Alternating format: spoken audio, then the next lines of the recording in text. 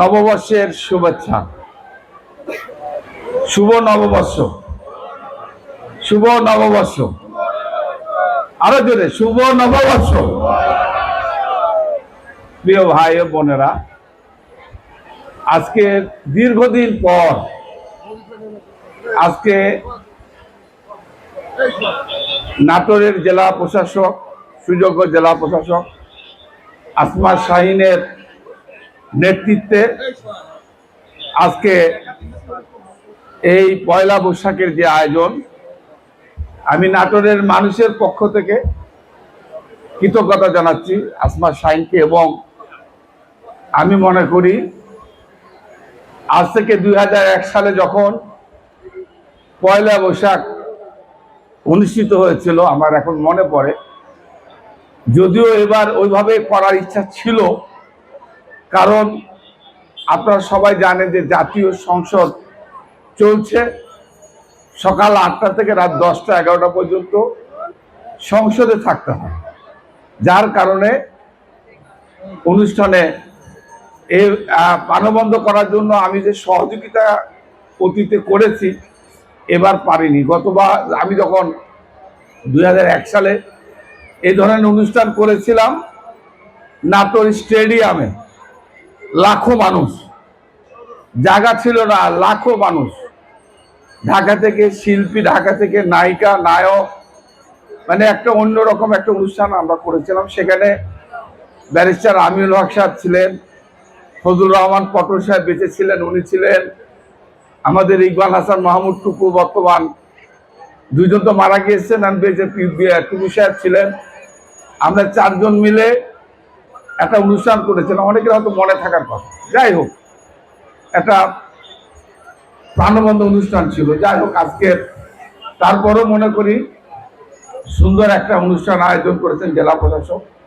আমি আজকের এই অনুষ্ঠানের উপস্থিত এখানে জেলা প্রশাসক, এডিসি, জেনারেল এডিসি, অন্য কর্মকর্তা, ইউনো সাহেব সহ জেলা প্রশাসনের কর্মকর্তা, আমার রাজনীতিক সহকর্মী শাহিন, আফতাব, কাদির, শাহ আলম, তুষার এবং আমাদের সাংবাদিক নাসিম, বুলবুল সহ আমার সাংবাদিক ভাই ও বোনেরা, আমাদের রাজনৈতিক সহকর্মী ভাইয়েরা এবং এখানে উপস্থিত আমার নাটোরের সর্বস্তরের ভাই ও বোনেরা, আসসালামু আলাইকুম।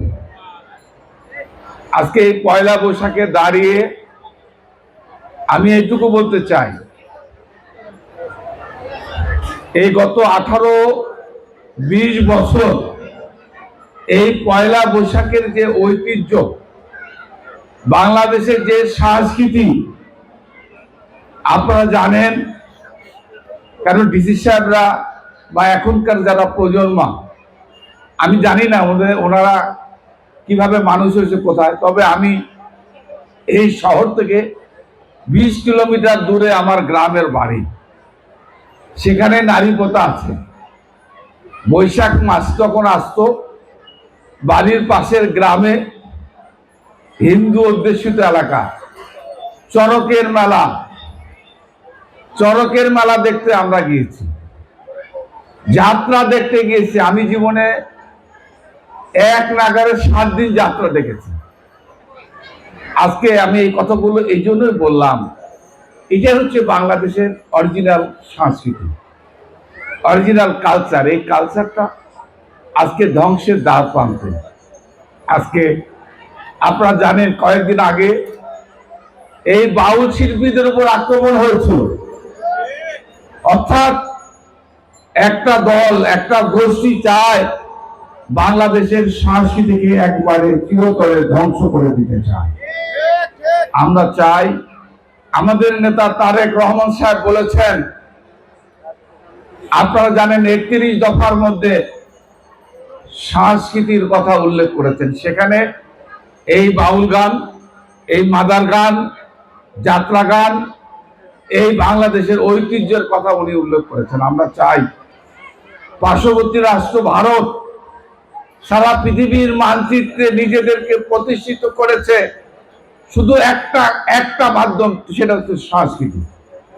এই সংস্কৃতির মাধ্যমে সারা পৃথিবীর মানচিত্রে ভারত নিজেদেরকে প্রতিষ্ঠিত করেছে। আমরা চাই আমাদের এই কালচার, আমাদের এই সংস্কৃতিকে আমরা ধরে রাখতে হবে। এই সংস্কৃতিকে আজ থেকে শুরু হলো বাংলাদেশের এই সংস্কৃতিকে প্রতিষ্ঠিত করার দিন। আমি মনে করি এই নববর্ষের দিন থেকে আমাদের যাত্রা শুরু। আমরা চাই আমাদের রিজি সাহেব এখানে আছেন, আমাদের এই সংস্কৃতিকে ধরে রাখার জন্য যা যা দরকার আপনি সে ধরনের পদক্ষেপ গ্রহণ করবেন। আমরা রাজনীতিবিদ, জনপ্রতিনিধি, আমরা সর্বোত্তকভাবে আপনাদেরকে সহযোগিতা করব। প্রিয় ভাই ও বোনেরা, এই নববর্ষের দিনে আমি আপনাদেরকে, আমাদের প্রধানমন্ত্রী তো ফ্যামিলি কার্ড, আজকে কৃষি কার্ড বিতরণ করবে, খাল খনন কর্মসূচি উনি গ্রহণ করেছেন, এগুলো পদক্ষেপ নেবেন। আমি আপনাদের বলতে চাই, যারা আমাকে ভোট দিয়েছেন তাদেরও আমি এমপি, যারা আমাকে ভোট দেন নাই আমি তাদেরও এমপি। যে কারণে হোক, আমি যে ভোটটা আশা করেছিলাম আমি খুশি হতে পারিনি, কিন্তু এরপরও আল্লাহ আমাকে সুযোগ দিয়েছে। আমি বিশ্বাস করি যে দায়িত্ব নাটোরের মানুষ দিয়েছে, আমি সে দায়িত্বগুলো অক্ষরে অক্ষরে পালন করতে চাই। প্রিয় ভাই বোনেরা, আমার মা বোনেরা, আপনাদের যে গ্যাসের লাইন, আমি গ্যাসের সচিব, গ্যাসের মন্ত্রী, গ্যাসের দায়িত্ব যে চেয়ারম্যান আছে তাদেরকে আমি ডেকেছিলাম, কথা বলেছি। আমি চেষ্টা করছি অতি সত্বর এই গ্যাসের লাইন আপনাদের ঘরে ঘরে পৌঁছে দেওয়ার ব্যবস্থা ইনশাআল্লাহ। প্রিয় ভাই বোনেরা, আর একটা সুসংবাদ, আমি গত পরশুদিনও না গতকালকে, গতকাল কি বৃহস্পতিবার ছিল নাকি বার রবিবার, আর গতকালকেও না গত রবিবারে আমি স্বাস্থ্যমন্ত্রীর সঙ্গে কথা বলেছি, বসেছিলাম। স্বাস্থ্য মন্ত্রণালয়ের দুইজন মন্ত্রী, সচিব ছিলেন না, কথা বলে এসছি। আপনারা শুনে খুশি হবেন, নাটোর একসময় 10 বেডের হাসপাতাল ছিল, সে 250 বেডের হাসপাতাল কিন্তু আমরাই করেছি বিএনপি ক্ষমতা এসে। আজকে আপনাদের বলতে চাই, আমি এসছি, আমি এর পরের বার যখন আসবো স্বাস্থ্য মন্ত্রণালয়ের মন্ত্রী সাহেবকেও নিয়ে আসবো। আমরা অতি সত্বর এখানে জায়গা আমরা দেখছি প্রায় 100 বিঘার মতো বোধহয় জায়গা লাগবে। আমরা জায়গাগুলো দেখিয়ে সুন্দর জায়গা যেখানে মানুষের যাওয়া আসার সুযোগ সুবিধা হবে, এবং নাটোরে মেডিকেল কলেজ, নাটোর ইনশাআল্লাহ মেডিকেল কলেজ হাসপাতাল হবে ইনশাআল্লাহ। প্রিয় ভাই ও বোনের, আরেকটা কথা বলি, অলোকদা আছে না চলে গেছে?